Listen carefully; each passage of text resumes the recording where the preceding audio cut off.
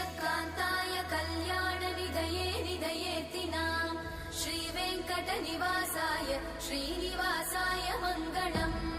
लक्ष्मी सविभ्रमालोक सुभ्रूविभ्रमचक्षुषे चक्षुषे सर्वलोकानां वेङ्कटेशाय मङ्गलम् श्रीवेङ्कटाद्रिशृङ्गाग्रमङ्गलाभरणाङ्गये मङ्गलानां निवासाय श्रीनिवासाय मङ्गलम् सर्वावयव सौन्दर्य सम्पदा सर्वचेतसां सदा सम्मोहनायास्तु वेङ्कटेशाय मङ्गलम् नित्याय निरवध्याय सत्यानन्दचिदात्मने सर्वान्तरात्मने श्रीमद् वेङ्कटेशाय मङ्गलम् स्वतः सर्वविदे सर्वशक्तये सर्वशेषिने सुलभाय सुशीलाय वेङ्कटेशाय मङ्गलम्।